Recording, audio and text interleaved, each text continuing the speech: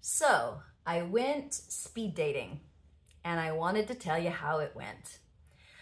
I'm in Edinburgh, Scotland right now, for those of you who don't know. And this was my first experience of speed dating, although I have often thought it was a good idea. And I was really curious about it and really excited about it. And I went on 2 different speed dating evenings, one week and one the next week, with 2 different organizations, 2 different companies. So the first time I went, there were 8 women and 6 men because a couple of people didn't show up. And it was sort of, there was one guy that I did match with, but the way that it works is that you go, so this is really cool. You go and each of the ladies gets a table and her number is at the table. And then the fellas all get numbered and they start like, for example, if my table is number 1, then whatever guy got number 1, he starts with me. And then we talk for 4 minutes and have a conversation. And then the hostess rings a bell. And when the bell rings, he gets up and goes to the next table. And the next guy comes and sits at my table. And these are, they're in beautiful venues with like a lovely bar where we can have a nice glass of wine. We can, enjoy the atmosphere. So of those 6 men, I did, right. So after you meet everybody, then there's the opportunity for people to hang around and chat afterwards if they want to. But then by 5 o'clock the next day, you go into your online portal and you tick yes or no to anybody in the group. So if there was somebody that you would be interested to have another conversation with or go on a date with, then you tick yes. So I had 1 match out of that first round, and we chatted back and forth, and he suggested that we get together, and we made a day. We chose we'd get together the following Tuesday, and then I never heard from him again. So I thought, well, all right. The second time I went, there were, I think, 12 or 13 men in the room and 1 less woman. So there were more men than women. It worked exactly the same way. And that was a lovely evening as well. And I matched with 2 people coming out of that. One of whom I did later go on a coffee date with. I think we might both have felt like we're not exactly a match, although he was a really interesting guy, and I'm going to tell you about him and tell you why. And the second one that matched with me, he just never reached out. So those seem like not great odds, right? But it was so much more fulfilling and satisfying than dating apps. So I have been on the dating apps a lot over the past 5 years that I've been single. I'm not on the dating apps right now. And just to take a touchstone of relevance here, many of you have studied dating with me. Many of you have found really great guys through studying dating with me. And I know actually a few really great success stories of you coming into being in really wonderful relationships with men after learning how to date in a specific kind of way. And when I talk about the specific kind of way that I recommend for dating, women often say to me, I can't imagine that I would speak that way, think that way, communicate in that way. But I know from experience, my own personal experiences of dating and from leading women into really great relationships, that when you date in the way that I suggest, then you number 1, you raise your bar. You raise your standard for how you will be treated and what you will accept. And number 2, you raise your chances of meeting somebody who will meet your standards. So I'm really a big advocate for setting your standards high and holding the bar for a man who will step up to your standards. And I'm not talking about like rocket science here. I'm talking about he plans the date, he executes the date, he is a gentleman in the way that he communicates with you. Things that so too many women don't require of men, and things that too many men have become too complacent to want to offer when they can get it very easily going back on an app. So The reason that I'm sharing all of this with you is that I want to talk about the man that I did go on a date with for a specific reason. And I want to talk about trends in dating and in women in how we approach dating. So right now, for example, my daughter is showing me this trend that's happening on TikTok. It's like the cute girl and the guy who ruined me. That's like the trope. And these are beautiful girls who are putting up with unbelievable amounts of shit from men who are just like, number one, I don't know how these girls got involved with these guys to begin with.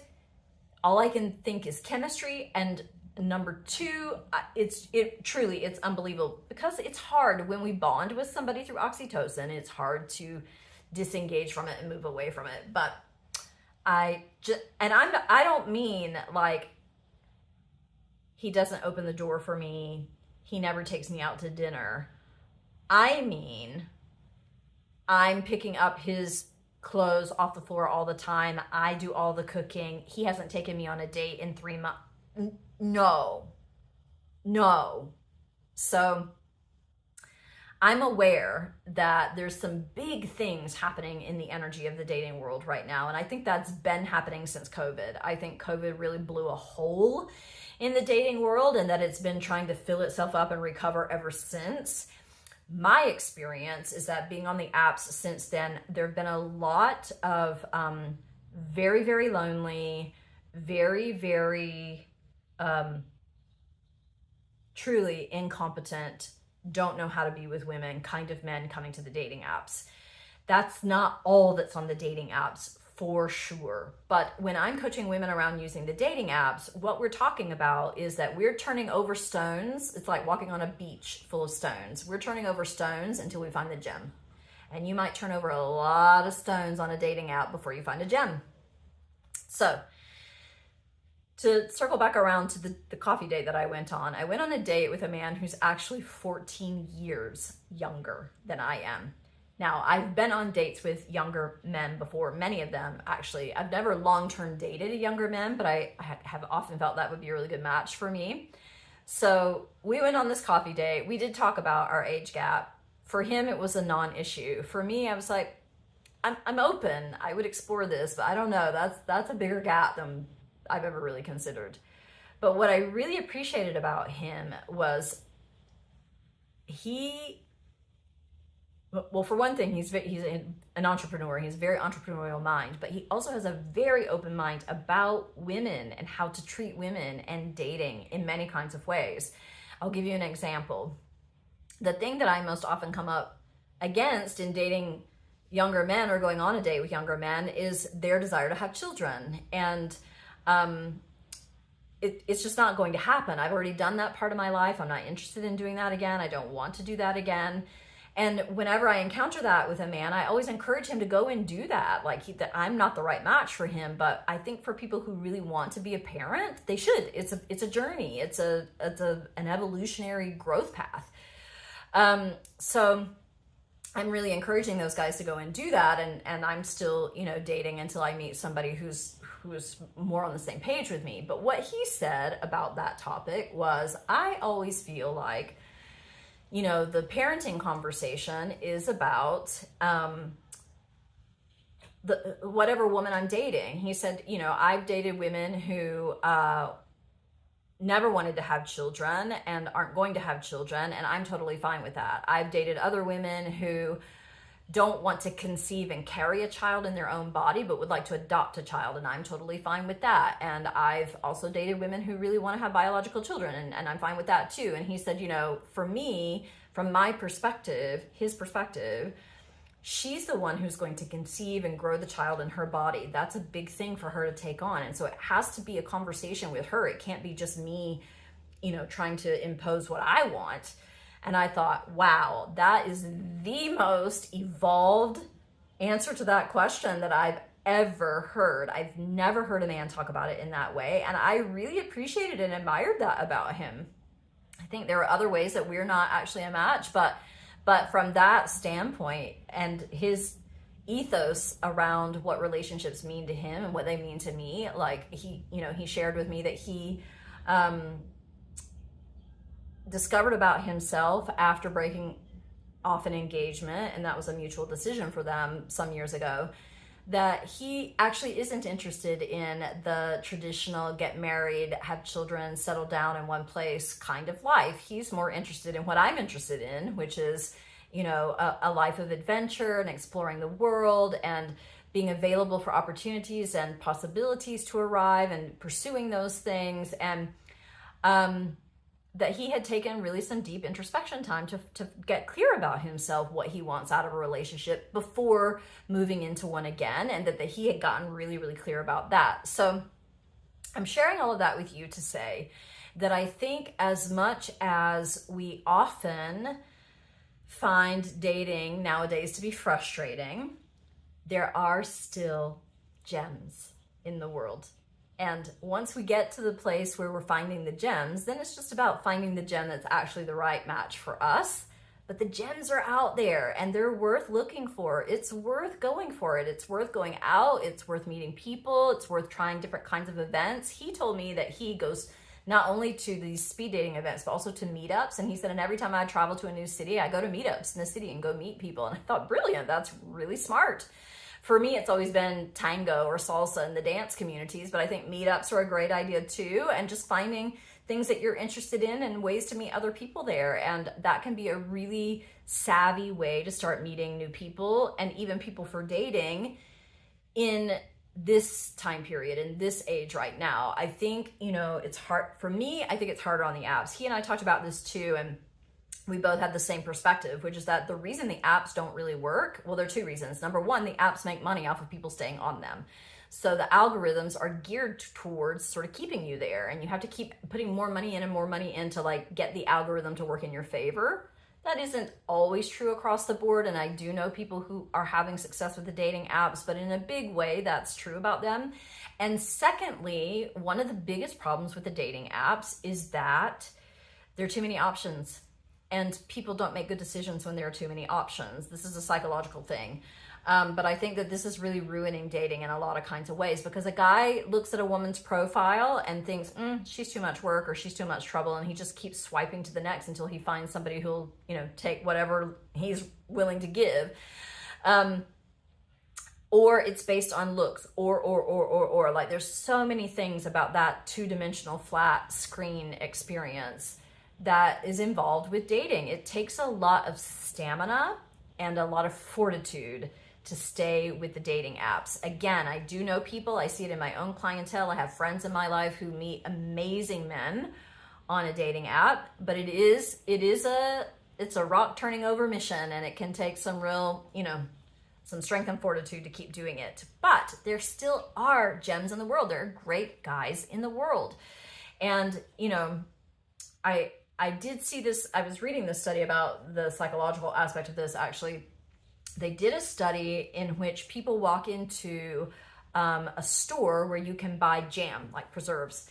And they found that if there were 30 jams to choose from, people were more likely to leave the store with nothing than if there were only 6 kinds of jam on the shelves to choose from. People were much more likely to choose one and buy it. So this is like a psychological thing about us, that we get overwhelmed by too many choices. It also feeds this idea that if I leave those 30 choices, I'll be able to go into another jam store where there's going to be 30 more choices, right? So that's actually the biggest drawback in the dating apps from my perspective. I do recommend speed dating, even though I can't say that I've met my guy there yet. I haven't, but it was a very positive experience. I had a lovely evening socializing, getting to talk to a lot of different kinds of men, different ages, different shapes, different colors, different sizes. That was fun. And I believe that if I were to continue to do that, and I probably will, I will eventually meet somebody that I would really like to go out with. So I would recommend to you that if you're single and you're thinking of dating, look for speed dating events in your area or even close enough to your area. Look for meetups in your area or close enough to your area about things that you like and or things that you think a lot of men will go to, because, We can say, well, I like full moon circles, but the likelihood that you're going to meet a lot of men there is pretty low. So you might choose something else where there are, going to be men there. So my point here is, for single ladies, if you're looking to partner and romantic partnership is important to you, then you have to start putting yourself where men are. You can't just keep thinking that, it's going to magically appear. That kind of magical thinking almost never, I did say almost never brings the results that we want. So just wanted to share all of that with you. My experience of that, especially with the coffee date, it gave me hope. It made me really hopeful about dating and relating, and about men really coming into their own and coming on board with how to be with women, how to treat women well. I've listened to other women say this to me too, and I know there's actually even a trend right now, and it's not cougar. It's not that. And it's not fetishizing older women for sex, but a real trend around older women in relationships with much younger men, because there is a certain kind of consciousness in a lot of much younger men that men in their 50s don't have. They're a different generation. They've come through the evolutionary process in a different kind of way. So I'm not trying to get into ageism or anything like that. I'm just in an exploration of what's happening in the dating world right now, what the trends are, what's happening, and why they work, what's working and why it works. So those are some thoughts that I have about what I'm observing and experiencing around what's working, and I hope there's something here for you. And for all of you ladies in relationships, I hope you're holding the bar, and I hope he's raising up to meet it. I hope you've got a really great guy who really treats you well.